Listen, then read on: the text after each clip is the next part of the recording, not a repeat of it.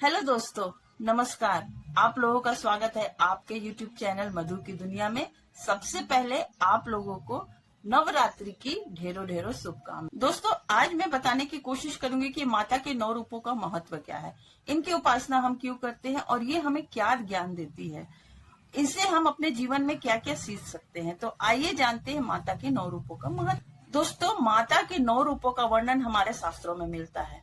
हमारे सनातन धर्म में ब्रह्मांड की उत्पत्ति में जो शक्ति स्वरूप है वो एक स्त्री शक्ति को दिखाया गया है और हमारे पुराणों इतिहासों में हमें इसका वर्णन हमें बहुत मिलता है। जैसे कि रामायण, महाभारत या ऋग्वेद, यजुर्वेद या देवी उपनिषद में हमारे शक्ति स्वरूप को इसमें बहुत ही विस्तृत वर्णन हमें मिलता है, जिससे हमें पता चलता है कि हमारे ब्रह्मांड की उत्पत्ति में जो शक्ति स्वरूप है वो एक स्त्री शक्ति कैसे है।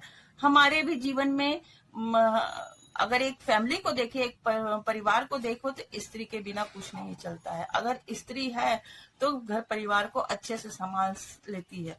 उसी तरीके से ब्रह्मांड की उत्पत्ति में भी जो शक्ति स्वरूप है वो एक स्त्री शक्ति। दोस्तों, सनातन धर्म में अवतारों की बात होती है। विष्णु के दशावतार के बारे में तो हम जानते ही, वैसे ही माता के 9 अवतारों के बारे में भी हम जानते हैं कि अगर पहला अवतार की बात करें, मत्स्य अवतार, तो कैसे सबसे पहले समुद्र में जीवन हुआ। उसके बाद हमें कूर्मा अवतार, पानी से, जल से कैसे थल में, जमीन में जीवन आगे आया। जैसे कि मत्स्य अवतार में हमें समुद्र में जीवन दिखाया, उसके बाद कूर्मा अवतार में हमें जीवन जो दिखाया है वो जमीन, पानी से निकल के जमीन में आया। उसके बाद तरवारा अवतार में हमें दिखाया गया कि कैसे जंगल में रहने वाले लोग जंगल में जंगली जानवर कैसे सरवाइव करते थे, या फिर कैसे उनका इवोल्यूशन हुआ। उसके बाद हम अगर देखें तो नरसिंह अवतार में हमें कैसे जंगली से हम मानव की ओर बढ़े और कैसे परिवर्तन हुआ, इवोल्यूशन हुआ। उसके बाद जैसे कि हमें अब राम अवतार, कृष्ण अवतार, बुद्ध अवतार, इन सब, या परशुराम अवतार, इन सब के उससे पता चलता है कि कैसे मानव जीवन की बौद्धिक क्षमता आगे बढ़ी। तो इन सब अवतारों से हमें हमारे जीवन की, जैसे कि दुनिया स्टार्ट हुई थी, उसके इवोल्यूशन के बारे में हमें 10 अवतार में पता चलता है। उसी प्रकार से माता के 9 रूप जो हमें दिखाते हैं, एक पर्टिकुलर पर्सन के बारे में दिखाते हैं। जैसे कि कोई एक पर्टिकुलर पर्सन होता है, एक स्त्री होती है, तो उसके जीवन के अलग अलग पड़ावों में वो कैसे ग्रोथ करती है या कैसे आगे बढ़ती है, इसके बारे में 9 दुर्गा के 9 अवतार हमें बताते हैं। तो आइए जानते हैं कि 9 दुर्गा के 9 अवतार हमें एक पर्टिकुलर पर्सन में कैसे हम उसको दिखा सकते हैं। दोस्तों, प्रथम अवतार है शैलपुत्री। शैलपुत्री का शाब्दिक अर्थ होता है शैल मतलब कि पर्वत और पुत्री मतलब डॉटर, यानी कि माउंटेन ऑफ द डॉटर। और इसका स्वरूप हम ऐसे देख सकते हैं कि जैसे एक नवजात शिशु के रूप में हम इनको देख सकते हैं, और नवजात शिशु अपने माता पिता के नाम से जाना जाता है। ये उसी तरह से शैलपुत्री माँ भी अपनी पर्वतों की बेटी इनको कहा जाता है, शैलपुत्री के नाम से ये विख्यात है। माँ के एक हाथ में कमल और दूसरे हाथ में त्रिशूल है। त्रिशूल इस बात को दिखाता है कि माँ कैसे दुष्टों का मर्दन करती है, और कमल इस बात को दिखाता है कि माँ शांति, आनंद और धन की स्थापना।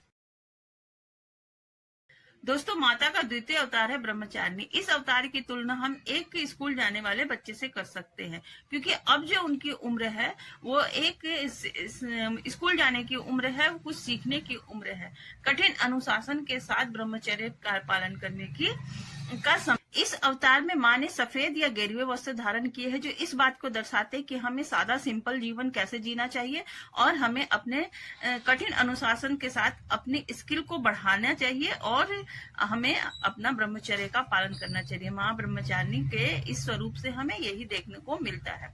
इंडिया की अगर हम बात करें तो शुरू के जो 25 वर्ष होते हैं वो सीखने की उम्र होती है। इसी में हम स्कूल कॉलेज जाते हैं और हम अपने ब्रह्मचर्य का पालन करते हैं अनुशासन के साथ।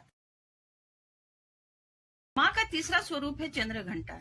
इसमें माँ संपन्न रूप में दिखाई देती है। जैसे कि बच्चा जब स्कूल या विद्यालय या गुरुकुल में पढ़ाई कर लेता है तो उसके पास सारी शक्तियां आ जाती है, सारे स्किल वो सीख लेता है। अब वो तैयार है बच्चा अपने आने वाले जीवन की कठिनाइयों को फेस करने के लिए, अपने आने वाले जीवन के संघर्ष को पार करने के लिए। माँ के मस्तक पर तीसरी आंख भी खुल चुकी है, जिससे वो देख पाती है अपने आने वाले समय में अपने जीवन को अच्छे से कैसे पार कर सके और अच्छे और बुरे चीजों को पहचान करके अपनी अपॉर्चुनिटी के साथ, अपने स्किल के साथ अपने जीवन को आगे बढ़े। माँ का यह स्वरूप इसी बात को रिप्रेजेंट करता है।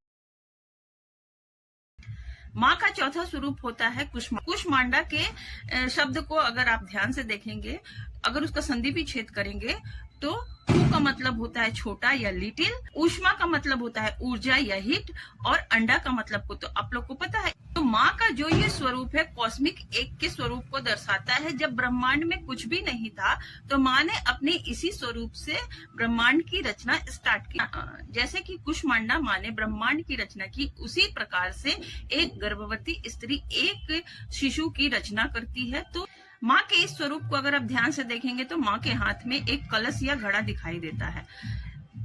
पौराणिक ग्रंथों में हमें देखने को मिलता है कि माँ के घड़ा या मटके को हम गर्भ के रूप में दिखाया गया है। तो माँ का यह स्वरूप हमें दिखाता है कि कैसे एक स्त्री गर्भ धारण करके एक नए जीव की रचना करती है, उसी प्रकार से माँ ने भी इस ब्रह्मांड की रचना की। माँ का यह स्वरूप इसी बात को रिप्रेजेंट करता है। नवरात्रि के 5वें दिन हम दुर्गा माँ के स्कंद माता के रूप में उपासना करते हैं, और माँ का ये स्वरूप जो दिखाई देता है वात्सल्य और ममता से परिपूर्ण दिखाई देता है। उनके हाथ में उनके पुत्र कार्तिकेय है जो कि स्कंद है, जिनका नाम स्कंद भी है, उनके गोद में दिखाई देते हैं। और ये रूप हमें ममतामयी माँ का रूप, माता का यह स्वरूप ममतामयी और वात्सल्य से परिपूर्ण है। उनके हाथ में कोई शस्त्र नहीं है, इसीलिए उसे गॉडेस ऑफ मदरहुड भी कहा जाता है। तो माँ दुर्गा का छठा अवतार है कात्यायनी अवतार, और इस रूप में माता ने महिषासुर का वध किया था। अब वो बहुत ही शक्तिशाली, क्योंकि जब एक स्त्री माँ बन जाती है तो सर्वशक्तिमान हो जाती है, सर्वशक्तिशाली हो जाती है, और अपने बच्चों की रक्षा के लिए वो शस्त्र भी उठा सकती है। कात्यायनी रूप में ही माँ ने महिषासुर का वध। इस रूप में माँ के 18 भुजाएं, किसी भी स्त्री के माँ बन जाने के बाद उसमें जो शक्ति आ जाती है, इस रूप को माँ कात्यायनी में देखा जा सकता है। तो इसीलिए इस कात्यायनी माँ को गॉडेस ऑफ पावर का भी दर्जा दिया हुआ। माँ दुर्गा के सप्तम अवतार को कालरात्रि कहते हैं, इसे काली भी कहते हैं। काल रात्रि का दो अर्थ हो सकता है। एक का अर्थ होता है रात की तरह काला, और दूसरा अर्थ उसका होता है काल को निगलने वाला। तो माँ का जो ये रूप है बहुत ही प्रचंड और प्रलय रूप है। इससे ये पता चलता है कि माँ अगर जननी है तो वो काल भी बन सकती है। इस रूप में हमें दिखाई देता है कि कैसे माँ दुष्टों का संहार करती है। उन्होंने रक्त बीज का संहार किया, जो कि उसके ऐसे रूप था कि अगर उसके रक्त की एक भी बूंद कहीं गिरती थी तो दूसरा रक्त बीज वैसे ही पावर वाला जन्म ले लेता था। तो माँ ने अपने इस रूप के द्वारा रक्त बीज का संहार किया।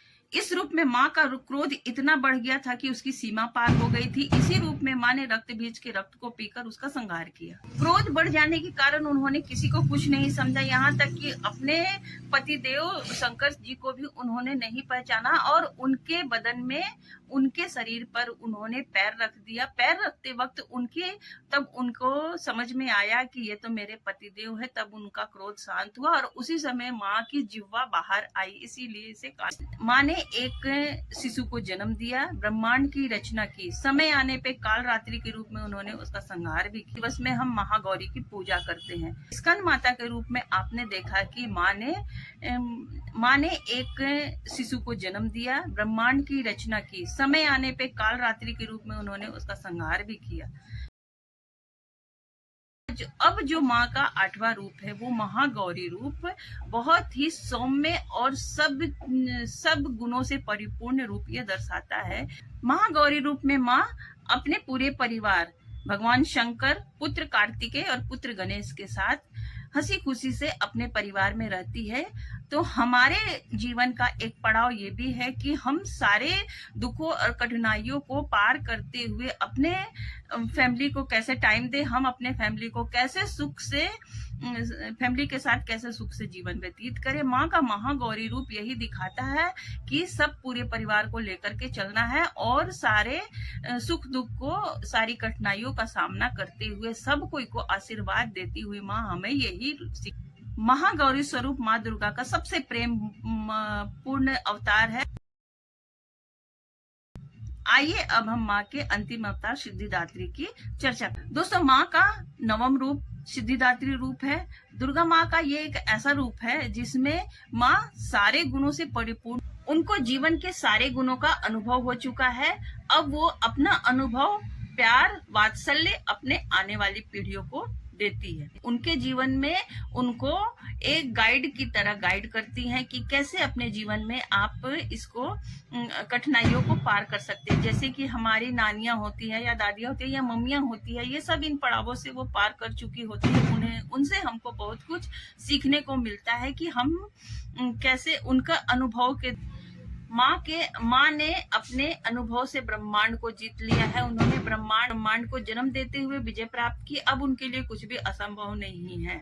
इसी प्रकार से माँ दुर्गा का नवम रूप सिद्धिदात्री रूप हमें अनंत कृपा बरसाने वाला रूप है। तो दोस्तों, आशा करती हूँ कि माँ दुर्गा के इन 9 अवतारों का हमारे जीवन के विभिन्न पड़ावों में के संदर्भ में क्या अर्थ है। अगर आपको मेरा ये वीडियो अच्छा लगा तो प्लीज इस वीडियो को लाइक करें, शेयर करें और कमेंट करें। अब मैं इस वीडियो को यहीं विराम देती हूँ। वीडियो काफी लंबा हो चुका है, लेकिन फिर भी आप लोग मेरे इस वीडियो को जरूर प्यार दें। नमस्कार दोस्तों।